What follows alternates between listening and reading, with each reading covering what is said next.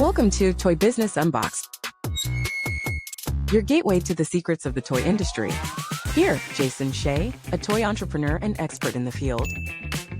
Every product we develop is really inspired by some of the real life experience that we have with our son. 60% of all toys last year were sold on Amazon, which is incredible. Be passionate about it because it's a road, it's a journey. Like when you have an idea that you think is like gonna somewhat like change the world, make things better, I'd say go for it. We'll guide you through the enchanting world of toy design, marketing, and manufacturing. Now let the unboxing begin. Hello, welcome to another episode of Toy Business Unboxed. Today we're talking to Simon, the co-founder of Strongpoint Game. They are an indie publisher that is making wave in the industry. Simon took the leap into doing this business full-time to be a full-time game publishers and navigating a lot of different challenges in self-publishing, marketing, and growing the brands in the very competitive space. And today I'm looking forward to today's interview and sharing some of Simon's stories. So thank you so much for being on the show today. Thank you very much for having me on. It's a pleasure to be involved. Yeah, so that's first off, can we kind of dive into your story on how you got started and what inspired you to create the game company that you have today? I think it begins with a love of games. So I grew up playing board games, played a lot of them from very early on in my childhood. And while occasionally as you're doing adult things, you drift away from those things. But once I met Jill, my partner, it became part of our life, playing games again. And then as we all know, in 2020, COVID hit, and like a lot of people, you were confined to your homes. And one of the things that kind of kept a lot of people going and kept us going was playing games. That was something that I think was a catalyst and for a lot of people to get back into the games industry or games playing. And it was while we were doing that, we were doing we had 30 minutes daily exercise that we were allowed to get outside and do that. And while we were doing those 30-minute runs, we started the conversation about what would it be like if we could come up with a game, and we started just chatting, and we had an idea for a game that we thought actually, it's a good concept. It's a strong concept. And that was kind of really where we got the inspiration to go, yeah, well, let's see what we can do with this. Let's see what can become of it, rather than just have it as an idea that rattles around in our heads. Can we make it something real? So it was that opportunity, I think, that was, apart from the fact that we were games lovers, it was the opportunity to do something like this that kind of inspired us to give it a go. Yeah, and I think you have some of the game actually in your room as well. Could you share the first game that you created as a company? Yeah. So the first one is this one here, which is called Strongpoint, and it's a trivia-based game. So the kind of the hook to it, or the twist to it, or the USP, as you like to say in business circles, is that it's not just about answering questions on trivia, and it's not just about your own knowledge. When you're playing the game, you're secretly predicting what other players are going to get on their turn. So you have a category with 5 questions to answer on that category, and it could be anything from the periodic table to TV cartoon pets. So there's all sorts of different subjects in there. You get to answer 5 questions that everybody else secretly predicts how many they think you'll get right. So whether that subject could be a strong point of yours. So that's our first game, and we're now in the stages where we've just released an expansion pack to go with that. This year, probably May this year, will be the second expansion pack to the game, which is aimed at youngsters. So it's a set of cards, 100 category cards that are specifically targeted at a younger playing audience. They can just join in without being penalized, if you like, by having categories that are probably a little bit out of their knowledge base. They'll have their own categories in the expansion that are within their sphere kind of thing. So that's where we're at the moment. Yeah, and going back to your story a little bit further, because it's kind of similar to how I started, because I also started this business part-time many years ago, back in 2017. And I think you also went through this transition period of like working on the business part-time, and you finally decided to go full-time in 2024.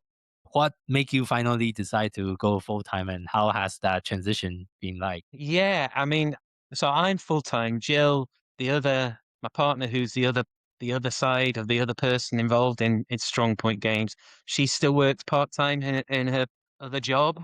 So I was working in education, freelance in education. So I would go into schools and deliver physical education lessons.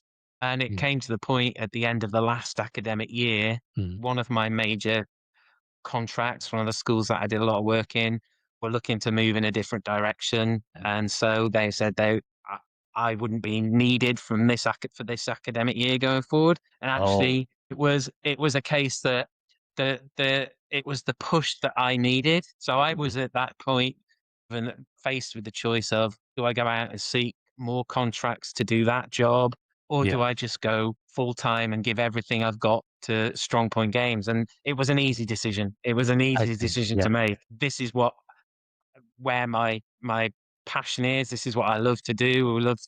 I know, said we love playing games. I love the idea of creating more games and having a whole catalog. And the dream is eventually to be the point where we are employing other people to come up with games ideas, and we have a team that we're working with. That's kind of our vision, our goal, where we want to be further down the line. Yeah, and I think one of the common issue that a lot of the company is facing is to make that decision of self-publishing versus licensing some of your board game Yeah. to like bigger or more established publishers. What was some of the challenge you face early on when you're making that decision from like, oh, do I go with a licensing route or do I go with a self-publishing route? Do you know, basically the main reason behind it was a lack of knowledge of what options there were to us at the point, because we came into this from different backgrounds. We weren't in the toys and games industry at all up until 4 years ago. So we didn't have that knowledge of we should come up with an idea and go and pitch it to a publisher. We just thought, we've got this idea. We think it's Mhm. good. We tested it with different groups. They all said it was really good. Mhm. And they all said, well, if we could buy this, we would. So we thought, well, let's give those people that opportunity. And we just went down the self-publishing route because we basically had no other knowledge of what else to do other than try and fund it ourselves and do it in our own way. Mhm. And we're glad we did that. I mean, it's like you said, there are definitely challenges to being an indie publisher, but we're glad we did that. We kind of have that. We control the direction of flow for our business going forward. We're not in the hands of somebody else to say, we like the idea of the game, but we're going to do it this way. Yeah, yeah. It's our game, and we get to publish it in the way we want, which Mhm. I guess is a little naive, but also I think for a lot of people, especially in the indie board game community, that is what people want to do. They want that control a little bit, but obviously the challenges are huge when you start as an indie publisher. Yeah. What are some of the biggest challenges that you face so far? Well, I mean, I think the lack of knowledge, the not knowing what you don't know, Mm, is one of the challenges, because we've had to learn everything that we've done. We've had to learn it on the fly as we're going along. So mhm, so it's all had the concept. We knew what we wanted to do. We had to learn how to contact manufacturers. We had to learn mhm, about how they even wanted all the files for manufacture to be sent to them. All these sorts of things that mhm. you don't necessarily, when you're coming up with the idea for designing a game, you don't think, well, you've got to be able to do this, you've got to be able to do that. To the Yeah. extent that when we first manufactured the game, when we wrote all the category cards for the games, they were all done in kind of sets, so that they were Yeah. all the questions that were relative to music were all together, all the questions that were relative to films were all together, and so on. So Mhm. when the manufacturers got those files and we got the game back, Yeah. those set of cards were all together. So when people first got the game, it looked like all the questions were all in very similar categories. So we had to open up all the get boxes of the games and hand shuffle them so that when people got the game, they weren't I see. thinking this is rubbish. They're all the questions are all the same. So Mhm. we had to go through the first 750 boxes of the game and shuffle them ourselves. People, Oh. it's that Mhm. kind of not knowing that sort of thing when you first start that was Mhm. one of the huge challenges. Now we're at a Mhm. position where we know what where know a little more about what we're doing. So Mm. yeah, we're one thing you do adapt very quickly is you tend not to make the same mistakes twice. Yeah, that's very important. Learn from our mistake and, get Yeah, better, get better and be more efficient from it too. So, absolutely. and with the current landscape, I know there's a lot of like board game companies and card game company that's like popping up, and as the kick. If you look at the Kickstarter landscape, there's a lot more company that's coming up with different concept or different board games and card game idea. How do you compete with all the different brands in the board game industry? What do you have any special strategy or things that you have in mind? I mean, it's an like you said, it's a huge landscape. I mean, I think I read something. There's over 3,000 new board games published every year. So you are competing in a vast pool of other games that you're trying to get noticed in. And Hmm. when you're an indie publisher, you're very much your game is very much a little fish in a very big pond, and you're Yeah, competing even on Kickstarter. Some of the huge games publishers use Kickstarter as a way of getting their games noticed, getting awareness of their games, and that's yeah. some of the biggest publishers do that. So it is difficult to get yourself noticed. I think that what you have to do first and foremost is you have to make sure that the game that you come out with, it's a good concept, it's strong, and it's fun to play. And if Mm, it isn't those things, if it isn't fun, and if it isn't any good, then you are going to get very much marginalized. I think we've got a game. Strongpoint is a game that people enjoy playing. The reviews have been from our customers have been spectacular. I mean, they're all 5-star reviews, and a number of people have said it's the best game they've ever played, and all this sort of thing. Which you take that with a pinch of salt, because some people perhaps their experience of games that they played is less than others. So you don't, mm, you know. But what we do know is that when people play our game, they enjoy it. It's fun. And I mhm, think what you have to do to get noticed in this vast sea of games is make sure your game is one that people enjoy playing. And if you can do that, you've got off to a good start. And then I think it's just, kind of making sure you have a presence, whether it's at games conventions, mm. whether it's at trade shows or online social media presence. You have to do all of those things. Um, and honestly, I mean, it's for when it's just at the moment, it's just two of us. Having that consistency, especially in the social media and online, can be a challenge. It can be hard to do that because, Mm, especially as my kind of social media skills aren't great, a lot of the responsibility for doing that falls on Jill's shoulders, and mm, she's the one who's also has the other part-time jobs. So it does mm. make things. I think, like I said, I think the concept of our game is strong, and I think that as long as you have that, you always have that kind of possibility to be noticed and for people to kind of be aware of you. I see. I know that just like you say, marketing is definitely very, very important to get your words out there for the game that Yeah. you represent. What has worked well for the company so far? Like any specific platform, any specific strategy, marketing strategy that has been working well? I mean, I think we do relatively well on things like Insta.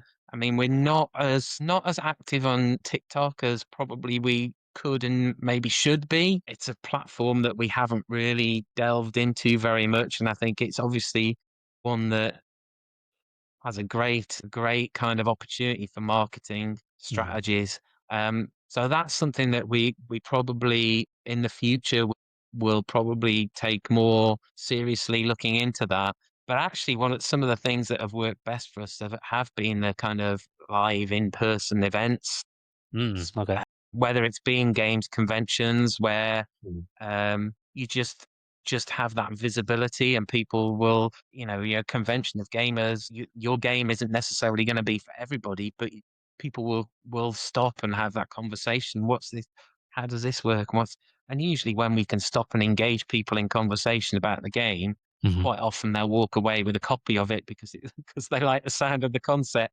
Games conventions are definitely a strong marketing strategy for us. And Mhm. even, I mean, because of the nature of our game, it's very much kind of a gift, the kind of game that people will give to somebody as a gift who might not be somebody who's necessarily a kind of board gamer as such, but it's very much a game that non-gamers can get into and can like. We find that it does get gifted quite a lot. Oh, okay. So in the run up to things like Christmas, that quarter four from October to December, we do a lot of kind of Christmas market events and things like that, and they nearly always do really well for us. I see. I Not see. I just in see. terms of selling the game, but in terms of marketing and bringing the awareness of the game and our brand and what we have going forward, our future. Those are good places for us and always have been. Yeah, and I think your game have a unique twist on the typical trivia game.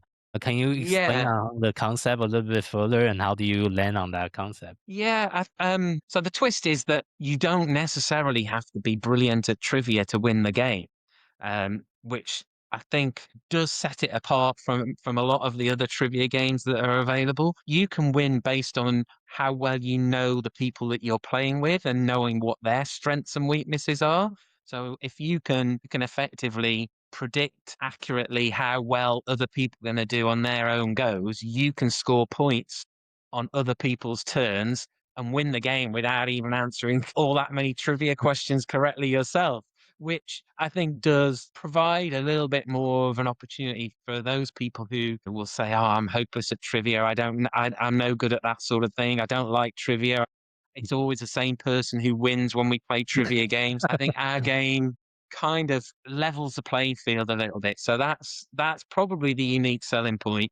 And how Yeah. we settled on it, it was almost like a light bulb moment because the game started out something different, and then we were testing it, we were playing it ourselves and playing it with other members of the family and friends, and it was, I don't think this is going to work. I don't think this is going to work, and we couldn't kind of nail down what it was that wasn't quite right with the game. And then Jill came home from her other job and said, I've got it, but I know how we've got all the things that are wrong with what the concept as it was. She was like, I know how to do this. I've solved this. And she had the name, she had the concept and everything. And I was like, yeah, that sounds like that would work. So then we went and tried it again with other people, blind play testing it with people we didn't know. And the results were, as I said, people loved For it. our So listener that's not familiar with the rule, can you also explain the rule of your game, and so give the listener more context on how this is different than the typical trivia game? So yeah, when it's your turn, somebody else will reveal a category card, and they'll say your category is going to be Shakespeare's plays, or it's going to be US sports teams, or it's going to be whatever, lots of different things. At that point, there will be 5 questions on the card for you to answer. But at that point, the other players have a set of prediction counters, 0 to 5, and they secretly take one and they place it face down and deciding how many they think you will get based on whether they think that category that's come up for you is a strength, a strong point, or whether it's not. So then you get asked the 5 questions and you score points for how many answers you get right. And rather than having a scoreboard or a score pad or something like that, we have points cards. So you would say you got 3.3 answers right, you would collect a 3 points card. All the players who predicted that you would get 3, they also score a point. As you're playing, you're collecting cards for your correct answers. You're collecting additional cards, the strong point cards for your correct predictions. And whenever you decide you've played for as long as you want, maybe it's everybody's had returns. You just add up all the points cards you've collected for answering and for predicting. Whoever has the highest total wins the game. So it's actually very simple, very straightforward. But one of the beauties is there's no downtime for any player. You're kind of involved all the time in everybody's turn, which I think can be a problem. People find with other trivia games is that when it's not your turn, you kind of zone out a little bit. Yeah, yeah. And like I said before, generally a lot of trivia games, you sit down playing, you go, well, I know that person's going to win anyway because they always win at trivia stuff. So hopefully we've tried to address kind of some of the most common complaints that people have with a trivia type party game and make it a much more inclusive experience for players and make it a game that even people who aren't big trivia fans can actually get something out of. I see. Yeah, yeah. That's I think that make the dynamic a little bit more interesting because you also need to see, oh, how many do they actually got right to Yeah. keep track of like the It's point. one of those things in a lot of games when somebody does something well or that there's one person getting that moment of joy that you can get in a game. That expression of yes, and I've got 5 right, whatever. But in our game, you might have 3 or 4 people who are experiencing that same moment of joy if their predictions are correct. So it's like more of a collective expression of happiness at the same time. You can have multiple people celebrating success at the same time, which is a bit different. I think also for a lot of our listeners, they're probably also going through a similar journey that you and I went through, where they are also trying to start their own game company or toy company part time on top of their full time career, and hoping to do that transition to become like a full time game entrepreneur. What are some of the surprising part once you transition that you notice that you're not expecting before you go full time? Any stories or any things that you'd like to share? I think it probably shouldn't be surprising, but one of the things that has kind of been a pleasant surprise is how much of a supportive community there is out there of other indie board game publishers. There's so many places that online and in at conventions and things, so many places and people that you can go to where people willing to offer help, offer support, offer ways to even things it might be things like we'll give your game a play test or we'll publicize your game on our socials, you do the same for us, and you're getting that kind of almost like a community spirit of indie board game publishers and designers who are really want everybody to succeed. We all kind of want we all want somebody we know their game to be the next big thing would be great because it's almost like a shared success story if you've been involved in collaborating even in a small way. So there's definitely, I mean, there's communities out there. I mean, we're involved in a few things online. Board Game Prototype, which is a good community of gamers who on Instagram constantly communicating and sharing stories and sharing ideas. And then there's things like the Board Game Design Lab, which is a great resource for picking the brains of people who really know their stuff. Hmm. So I guess I shouldn't have been surprised, but coming into this industry, like I said, from a background of not having any knowledge of the industry at all 4 or 5 years ago, Mhm. that's been a real pleasant surprise. I see. So you mentioned And how wonderful everybody is.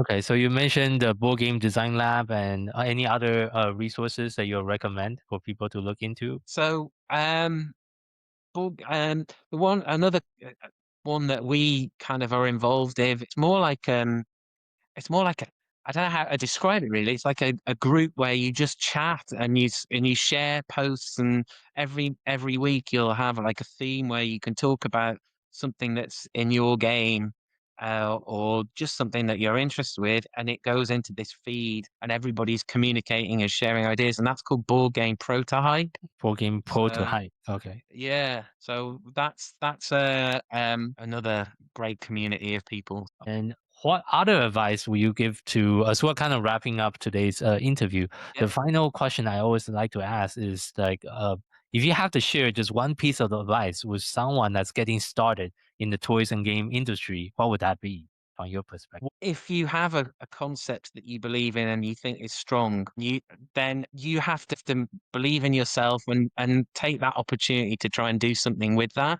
Don't be too scared to have a go. There are people out there who you can seek and support and advice from, who've been involved in the industry, who know what they're doing, who have always willing to share their time and their knowledge and their expertise. So reach out, find those people, find groups, whether it's by going to a games convention and meeting them in person, or whether it's reaching out to various things like the Board Game Design Lab online and and just asking questions and not being afraid to believe in your product, to believe in your game. I see. Yeah, thank you so much for sharing that. And where is the best place for people to find more about you and your company online? So we have our own website, which is www.strongpointgame.co.uk.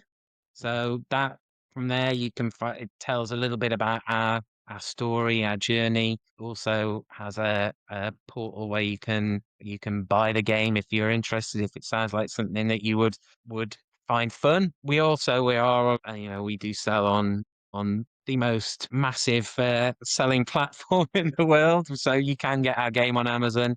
But I think at the moment that is restricted to the UK. We haven't got available in the US as yet. That's one of our goals for this year. Okay, got it. Thank you so much for sharing that. And for our listeners, thank you for tuning in to this episode of Toy Business Unboxed podcast. We really hope you have enjoyed today's conversation and find it insightful and inspiring. If you like what you have heard, be sure to subscribe to our podcast on your favorite platform so you never miss an episode. We really appreciate your support and would love it if you can leave us a review and share the podcast with your friend and colleague. For more resources, tips, and the latest update within the toys and game industry, visit our website at toys-launch.com. Join the conversation and connect with us on social media using hashtag ToyBusinessUnboxed, and we love to hear your feedback and suggestions for future episodes. Until next time, keep innovating, keep creating, keep bringing joy to toys. This is Jason Shea signing off on the Toy Business Unboxed podcast, and we'll see you in the future episode. Thank you so much, everyone.